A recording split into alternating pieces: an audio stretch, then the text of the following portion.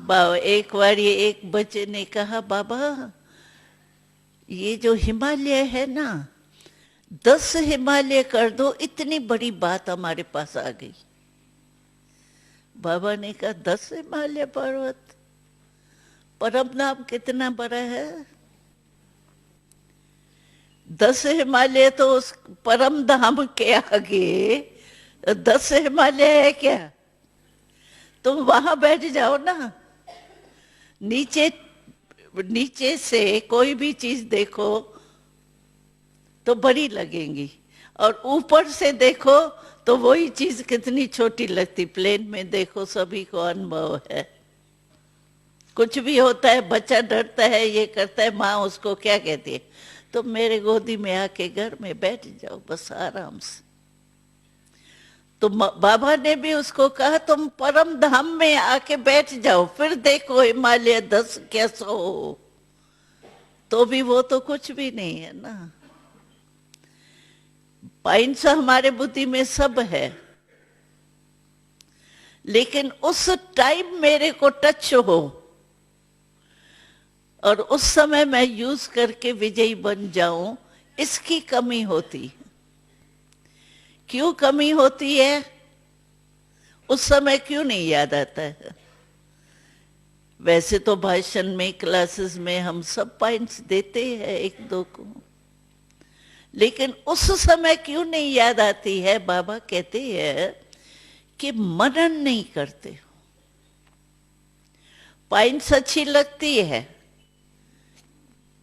जैसे कोई चीज देखो अच्छी होती है, बढ़िया काम की होती है, तो हम संभाल के रखते हैं, आई वेल के टाइम हमको काम में आएंगी। एक कहानी भी है प्रैक्टिकल की। एक माता थी, ये नहीं रखते संभाल के, लेकिन टाइम पर क्यों नहीं याद आता है, उसका मिसाल है। तो एक माता थी, बहुत कहती थी मैं निर्मोही हूँ, मुझे किसमें मोह नहीं है, घर बच्चों में उसमें मोह नहीं है। तो एक बार क्या हुआ, रात का टाइम था, बच्चे को बड़ी वो खराब खांसी होती है ना, जो एकदम वो तंग करती है, यहाँ दर्द पड़ता है वो। तो बच्चे को अचानक आके वो बड़ी खांसी हुई, खराब खांसी। तो उस समय डॉक्टर भी मुश्किल होता है। तो इसने कहा, मैंने ये शहद है ना, शहद इसने संभाल के रखा था ऐसे टाइम के लिए, तो भाई ऐसे टाइम पर ये दवाई काम में आती है, शहद संभाल के रखा था। तो जिस समय बच्चे को खांसी हुई ना, तो उस समय उसको भी ऐसे लगे जैसे वो आ करे ना, तो उसके अंदर से भी जैसे आ निकले दर्द, जैसे मेरे को भी दर्द हो रहा है। तो उसने कहा ये तो मैंने समझा ही नहीं था, तो मेरा इतना मोह है इससे, लेकिन मोह तो है। चलो वो तो बात बेचारी ने महसूस की। उठी उठी माखी ढूंढने के लिए, ये शहद की बोतल ढूंढने के लिए। कितना ही ढूंढा, उसको मिली नहीं। वो कहे ये क्या हुआ, मैंने तो बहुत संभाल के सामने ही रखी थी, और ऐसे स्थान पर रखी थी जो आई वेल में काम में आवे, लेकिन आज मुझे इतना ढूंढा है, मिलती नहीं है। सोचने लगी ये क्या मेरे से हालत, न डॉक्टर आ सकता है, न ये, मेरे को भी मोह पैदा हो गया है, ये क्या मेरे से हो रहा है। तो उसको आया, तो तुम मोह के कारण तुम्हारा योग नहीं, बाबा को भूली हुई है। तो वो बेचारी याद में बैठ गई, बाबा मुझे सहयोग दो, मैं भूल की। तो बैठी, थोड़ा टाइम योग में बैठी। योग में बैठने के बाद अलमारी खोली तो सामने सामने शहद की बोतल पड़ी है, लेकिन उसको दिखाई नहीं दी।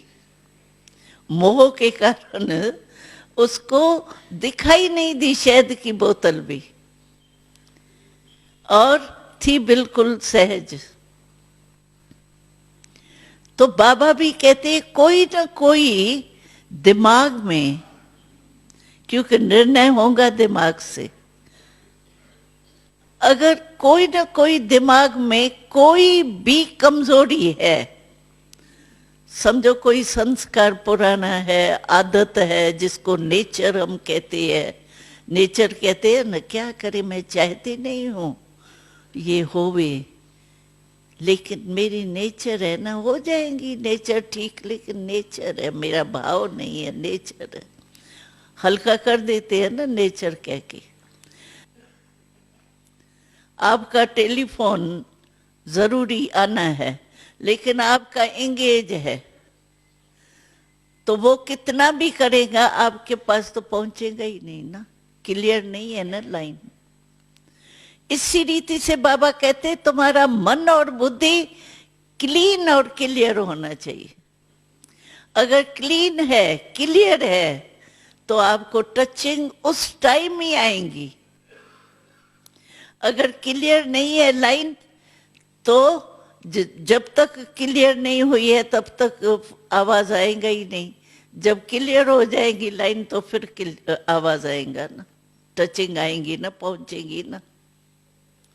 तो बाबा ने कहा था अपने मन बुद्धि को सदा ऐसे क्लियर रखो, बाबा की कोई भी टचिंग आए तो मेरे को 1 सेकंड में पहुंच जाए, फौरन ही। उस समय बाबा टच करता जरूर है, क्योंकि बाबा हमारा मददगार है। जिस समय ऐसी कोई समस्या हमारे सामने आती है तो कौन मेरा हमारा मददगार है?